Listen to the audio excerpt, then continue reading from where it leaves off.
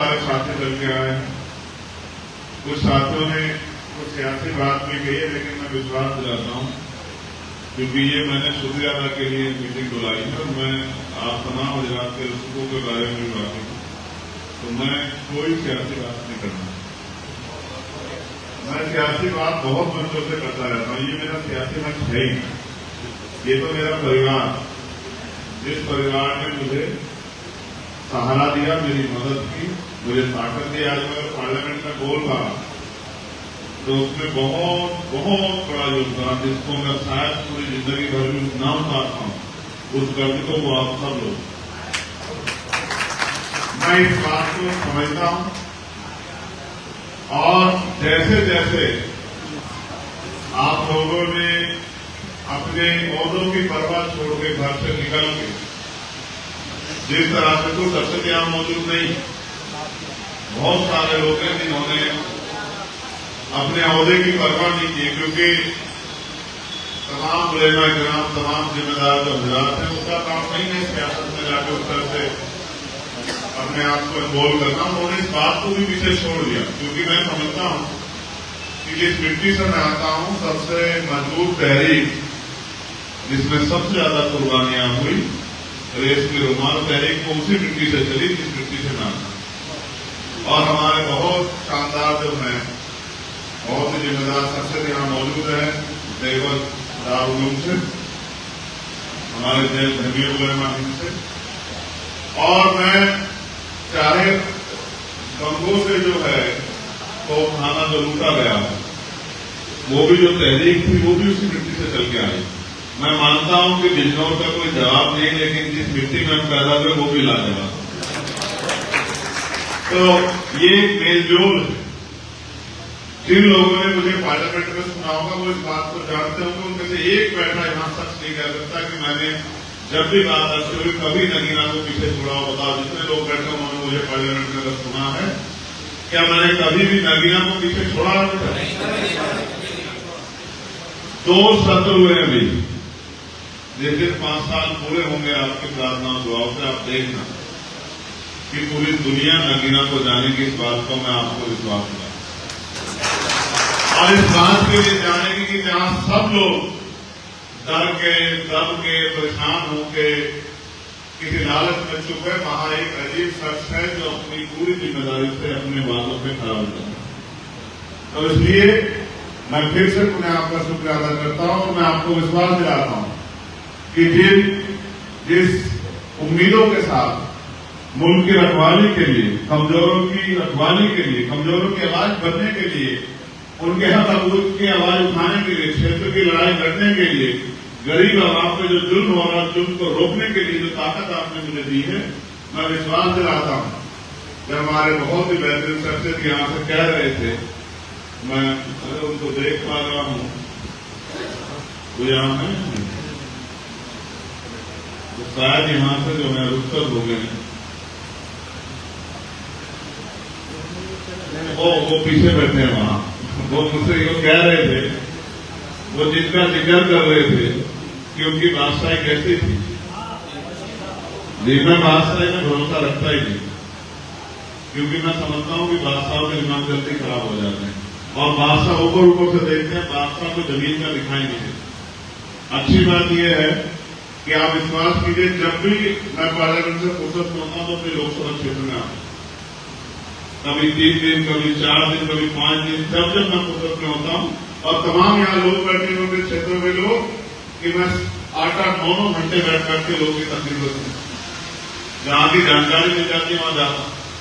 मेरे साथी परवेज खड़े मुझे बता रहे कि नगीना में अल्ट्रासाउंड की मशीन रखी है, 3 साल हो गए। गरीब आवाम को जाना पड़ता है, बाहर अल्ट्रासाउंड करना पड़ता, जेब कटती है। और उस सरकारी अस्पतालों में कौन लोग जाते हैं? आपसे बेहतर, मुझसे बेहतर कोई नहीं जाता। तो मैं उसी दिन गया और मैं कह गया कि मेरी आपका कोई झगड़ा नहीं, मुझे आप पर बढ़ा के कोई पैसे नहीं देने आप। लेकिन अगर आवाम की ये जो चीजें यहाँ अगर उनका काम नहीं होगा तो मुझसे बुरा नहीं कोई होगा। और मैंने कहा कि 1 हफ्ते में अगर ये नहीं चली अल्ट्रासाउंड मशीन तो आप अपना बोरी उसका बांधने में डाल सकते। और आप पता करा कर देख लो, 8 बजे 9 बजे दिन से वो पूरा तैयार हुआ वार्ड और वो आपकी अल्ट्रासाउंड मशीन चालू। मैं कल गया था नूरपुर में, जब मैं गया लोगों की जो समस्या सुन के उनके लिए सवाल जवाब करके नूरपुर में मुझे बताया गया कि वहां महिलाएं जाती हैं, महिला डॉक्टर भी हैं और बहुत बुरे हाल है, तमाम कोई सुनता नहीं है, इमरजेंसी की हालत खराब है, मैं तत्काल वहां चला गया। और जंगल बना हुआ, मैंने पीडीओ को फोन किया, इससे अच्छा तो जंगल होता है जो तुमने बना रखा है, साफ कर दी करा तो आप कल जाकर देख लेना। कोई भी जितने लोग यहाँ बैठे चैलेंज से जाकर देख लेना, आपको जाकर देख कर लगेगा एक दिन में वो हॉस्पिटल बन गया जो जंगल बना।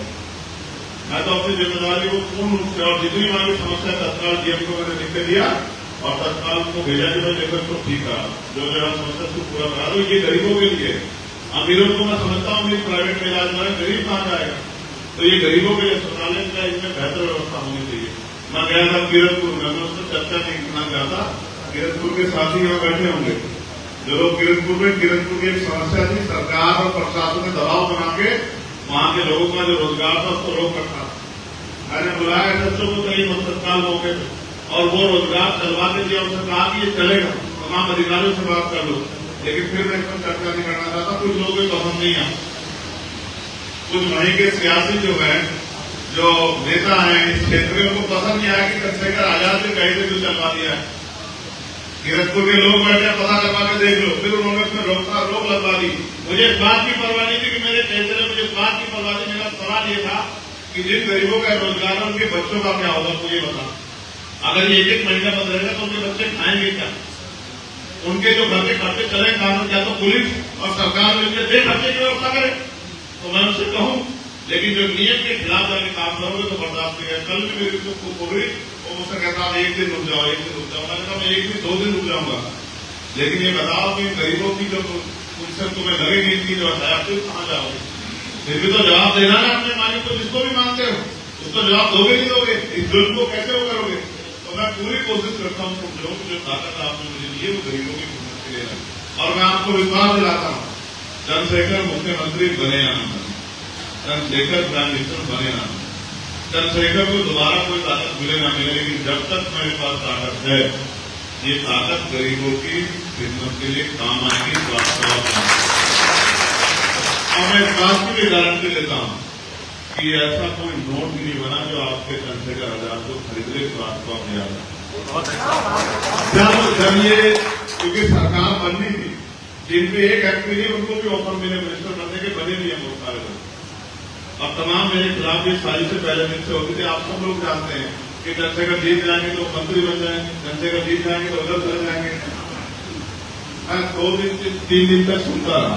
जो लोग मेरे किरदार को जानते हैं वो जानते हैं कि क्या उसका भी कुछ भी रख दो वो मिलेगा नहीं अपनी जगह से।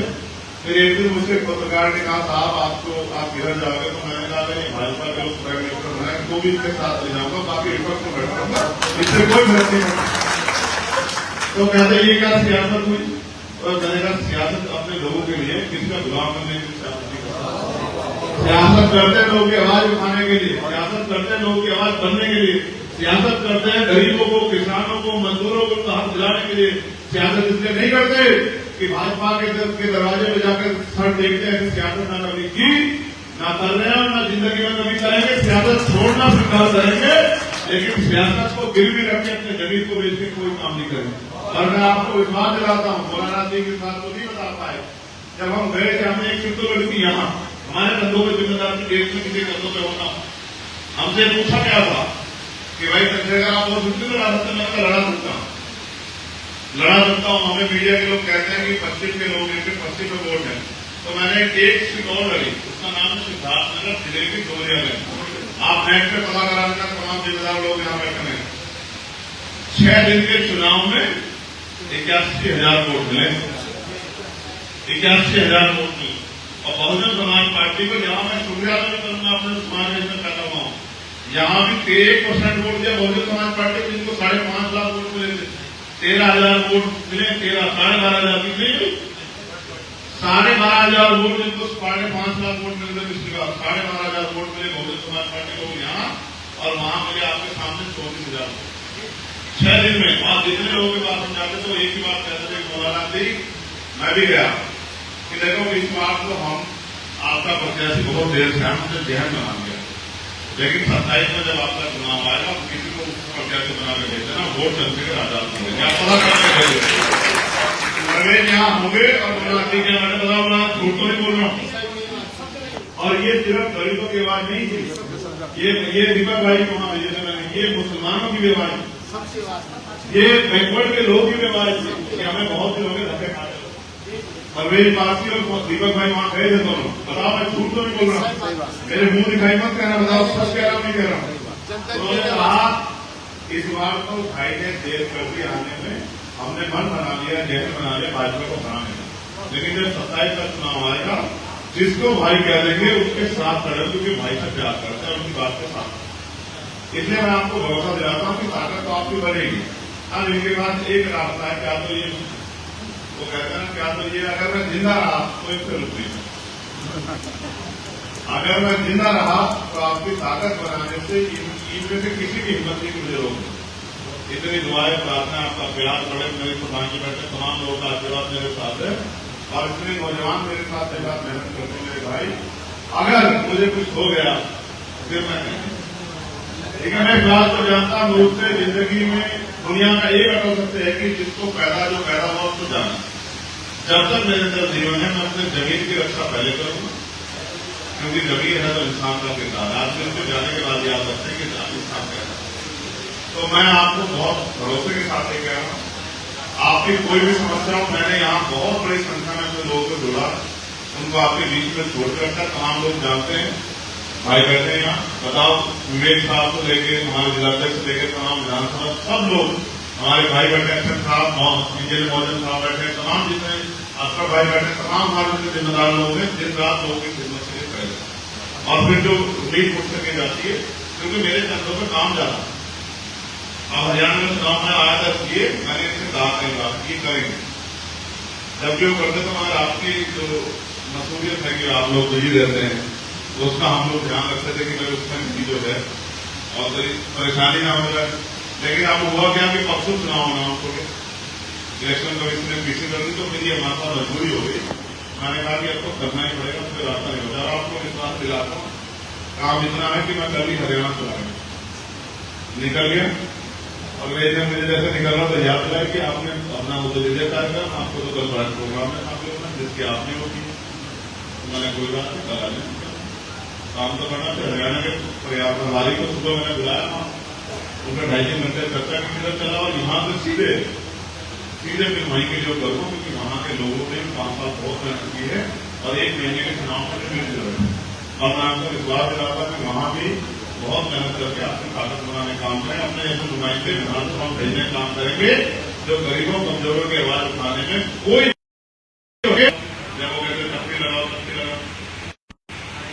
ठीक है।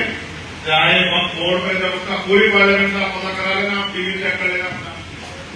हाँ, 2 लोग थे हम लोग जो वक्त एक्सपर्ट जो सबसे ज्यादा विरोध करे, जिन्होंने कहा कि इस पर डिवीजन होनी चाहिए, हम इसको किसी भी कीमत पर स्वीकार नहीं करेंगे।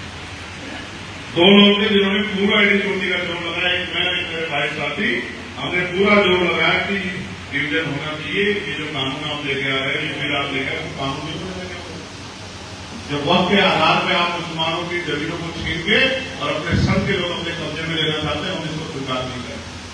हम अपनी पूरी जिम्मेदारी की ताकत हम निभा रहे हैं, लेकिन जितने लोग यहाँ से आपकी ताकत लेके गए हैं वो लोग वो अपनी जिम्मेदारी को नहीं निभा रहे। मुझे खड़े करके सब तुम्हें कहना पड़ रहा है। अगर 10 लोग हमारे जैसे वहां खड़े हो जाना हमारे साथ, मैं आपको विश्वास कहता हूँ कोई कानून गरीबों के खिलाफ नहीं बन सकता, हमारे लेकिन समस्या यह है कि हम गिने चुने लोग हैं और बाकी लोगों में माहौल है कि वो के खिलाफ नहीं जा सकते, अपनी पार्टी के खिलाफ, चाहे उनके लोग कतल हो जाए, चाहे उनके लोग जमीदन हो जाए, चाहे उनके लोग जो है बेघर हो जाए। और मुल्क की सरकारें कैसी हैं इसका उदाहरण है, देखो लखनऊ में तोड़ दी, अकबर नगर पूरा तोड़ दिया और हैदर तैनाल को तोड़ने का प्रयास कर रहे। जब मुझे पता लगा तो मैं लखनऊ का, लेकिन मैं फिर कह रहा हूँ धीरे धीरे आपका ये पेड़ आम के पेड़ जैसा है, अभी धीरे धीरे बड़ा हो कुछ फल देने लगा। आप देखना 5-7 साल में इतना बड़ा हो जाएगा कि छांव भी देगा, फल भी देगा, फूल भी देगा और लकड़ी भी देगा और जाते जाते इसकी स्मृति भी लग जाएगी, आपके काम आएगी। मेरी बात काम आपने मुझे आप यहाँ आपने दावत पे आप लोग आए, आपने मेरे अपमान रखा, आपने मुझे बहुत प्यारा आशीर्वाद दिया। मैं आपको विश्वास दिलाता हूँ ये प्यार जो यहाँ से बनाने लगेगा से ये जाएगा कहाँ तक, ये तो कल का क्या है ये मुझे नहीं पता, लेकिन आप विश्वास कीजिए पूरे मुल्क में अगर कहीं किसी कमजोर के साथ जुल्म होगा तो चर्चे का हालात घर में पड़ते नहीं होगा। इस बात का मैं आपको विश्वास है। और नगीना मेरा घर है, नगीना के लिए मैं 24 घंटे साथ में तैयार, मगर नगीना मेरे पास सिपाही हो, इमाम प्रधान भाई, बबलू भाई, हमारे भाई मौलाना आतिक साहब, हमारे कोर्ट का सभी प्रधान जी, तमाम हमारे लोग, मौलाना आसिफ साहब के सिपाही, हमारे पंचायत प्रधान जी, दीपक भाई, अच्छन साहब, परवेज साहब, इरफान भाई, मोहम्मद, तमाम इतने लोग हैं कि हम हर मुसीबत से टकराने की हिम्मत है। हर मुसीबत से सरकार किसी की कोई ताकत में से कोई फर्क नहीं पड़ता। अगर कोई जुल्म करेगा तो हमारे सीधे तैयार है, जितनी भी मुसीबत आएगी पहले हम झेलेंगे, फिर वो मुसीबत आपके पास आके होगी। इस बात का मैं आपको बताऊँ और आपसे ये भी उम्मीद करता हूँ कि आपका प्यार और सहयोग मेरे साथ छोटे भाई के रूप में जैसे मैं आपका छोटा भाई बनाया। मैं नगीना का ना कभी सांसद था, ना हूं ना रहूंगा, मैं नगीना का बेटा भाई था, नगीना का बेटा भाई हूँ और किसी भी ओहदे पर रहूँ जिंदगी भर नगीना के भाई बेटा ही रहूंगा। इससे ज्यादा मोहब्बत मुझे और किसी रिश्ते मिलेंगे। बहुत बहुत शुक्रिया। मैं मौलाना जावेद साहब का भी शुक्रिया अदा करता हूँ, उनका मुझसे बड़ा प्रेम है। हाँ, ये मेरे भाई, ये मैं इनसे लड़ता भी, कई बार मैं इनसे लड़ता रहता हूँ क्योंकि हम दोनों भाई किसी से चर्चा है। मैं मौलाना जावेद साहब के बनूंगा, मैं पुनः आपका शुक्रिया अदा करता हूँ। मौलाना जावेद साहब के हाथ में माइक सौंपता हूँ क्योंकि अभी सदर साहब बोले थे तो हम उसको सुने। शुक्रिया।